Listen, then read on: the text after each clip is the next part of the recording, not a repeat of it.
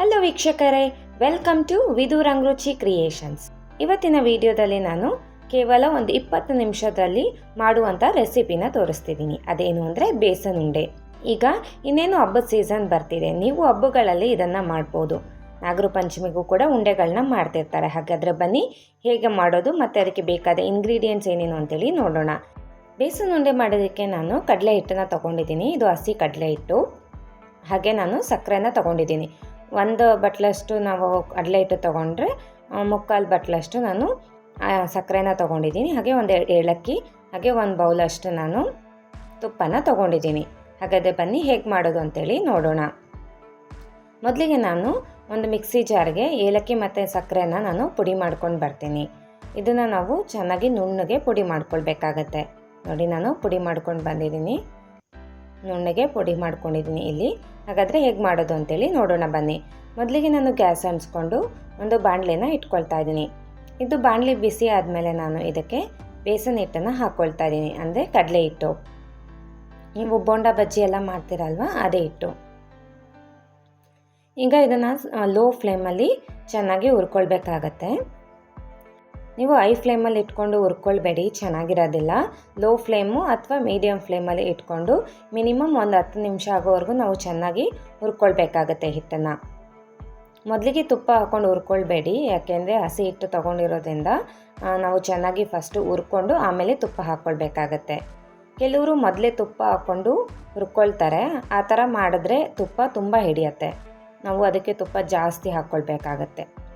ನೋಡಿ, ಇವಾಗ ನಾನು ಒಂದು 10 ನಿಮಿಷ ಹುರ್ಕೊಂಡು ಈಗ 1-2 ಟೇಬಲ್ ಸ್ಪೂನಷ್ಟು ತುಪ್ಪ ಹಾಕ್ಕೊಂಡು ಇದನ್ನು ಮತ್ತೊಮ್ಮೆ ಹುರ್ಕೊಳ್ತೀನಿ. ನೋಡಿ, ಇದನ್ನೆಲ್ಲ ಚೆನ್ನಾಗಿ ಹುರ್ಕೊಳ್ಬೇಕು.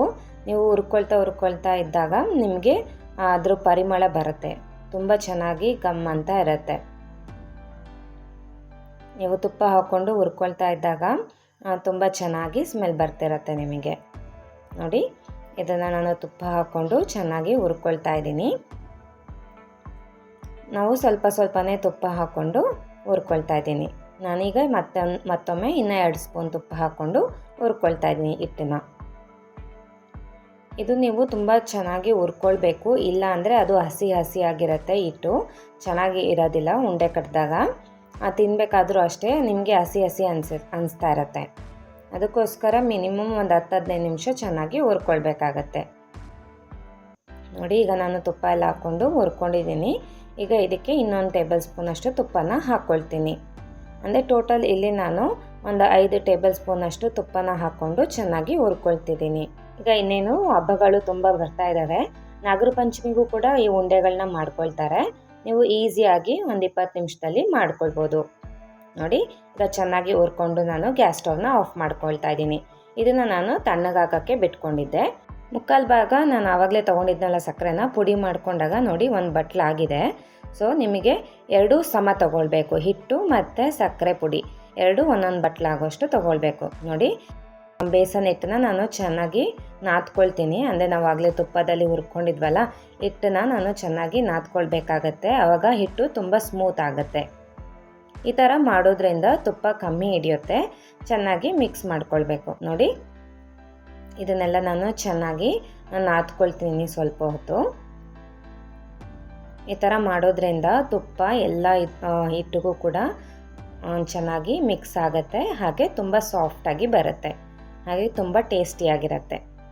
ನೋಡಿ, ನಾನು ಚೆನ್ನಾಗಿ ನಾದ್ಕೊಳ್ತಾ ಇದ್ದೀನಿ. ಈಗ ನೀವು ಈ ಬೇಸನ್ ಉಂಡೆನ ಹಬ್ಬದ ಟೈಮಲ್ಲೇ ಮಾಡ್ಕೋಬೇಕಂತೇನಿಲ್ಲ, ಯಾವಾಗಾದರೂ ಬೇಕಾದರೂ ಮಾಡ್ಕೊಳ್ಬೋದು. ತುಂಬ ಚೆನ್ನಾಗಿರುತ್ತೆ ತಿನ್ನೋದಕ್ಕೆ. ಮನೆಗೆ ಯಾರಾದರೂ ಗೆಸ್ಟ್ ಬಂದರೂ ಕೂಡ ನೀವು ಬೇಗ ಮಾಡ್ಕೊಳ್ಬೋದು ಕ್ವಿಕ್ಕಾಗಿ.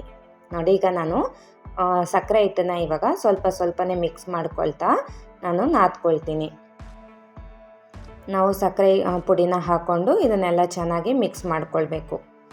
ಸ್ವಲ್ಪನೇ ಹಾಕ್ಕೊಂಡು ಮಿಕ್ಸ್ ಮಾಡ್ಕೊಳ್ತೀನಿ ನಾನಿಲ್ಲಿ. ಒಂದೇ ಸಲ ಎಲ್ಲ ಸಕ್ಕರೆ ಪುಡಿ ಹಾಕ್ಕೊಂಡು ಮಿಕ್ಸ್ ಮಾಡ್ಕೊಳ್ಳೋದಕ್ಕೆ ಸ್ವಲ್ಪ ಕಷ್ಟ ಆಗುತ್ತೆ. ಸ್ವಲ್ಪನೇ ಹಾಕ್ಕೊಂಡು ಚೆನ್ನಾಗಿ ಮಿಕ್ಸ್ ಮಾಡ್ಕೊಳ್ಳಿ. ಸ್ವಲ್ಪನೇ ಹಾಕ್ಕೊಂಡು ಮಿಕ್ಸ್ ಮಾಡ್ಕೊಳೋದ್ರಿಂದ ಎಲ್ಲದಕ್ಕೂ ಚೆನ್ನಾಗಿ ಸಕ್ಕರೆ ಪುಡಿ ಮಿಕ್ಸ್ ಆಗುತ್ತೆ. ನೋಡಿ, ಈಗ ನಾನು ಎಲ್ಲ ಸಕ್ಕರೆ ಪುಡಿನೂ ಹಾಕ್ಕೊಂಡಿದ್ದೀನಿ.